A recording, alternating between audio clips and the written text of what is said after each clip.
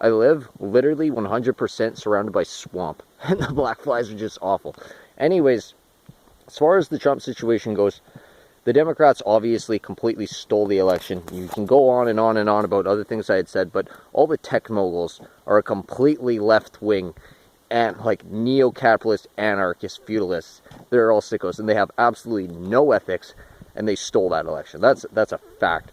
It'd be amazing to be able to think that Putin is actually a socialist and that he actually wants to displace the population, but he doesn't actually have the power invested in him in the Kremlin to kick you out of your house for the benefit of the nation, or spend the tax money to pay you off to get you out of the property so that they can destroy the house and make the society logical and give you new property and build you a new house. He just doesn't have that, so he can't do that. And then you can go over and look at Korea and how they stopped American porn from getting in their country, and they faced religious dogma, and their people know strife. They've built themselves up, and they're ready for liberation. They've been ready for liberation for a while, I'd assume, but it's a complicated matter. But then it goes over to religion, because that's what we're talking about now. So in God's scriptures, the prophecy was, and the prophecy that he promised Isaiah, who was an amazing prophet. He's like the best prophet in the whole Bible if you really look at it. I shouldn't say he's the best of the best, but I mean, he was awesome. God promised him that on the day that he's impaled, on the day God is impaled, there will be no more false gods. And there aren't any false gods. You can go and you can look at everything. All we are left with is dogma at this point. And so that's fascinating.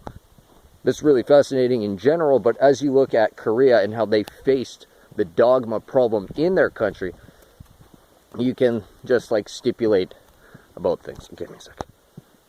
Studying religion is phenomenally, well, first of all, it's very holistic, but it's just phenomenal. Because they're all the same. And it's all just the truth.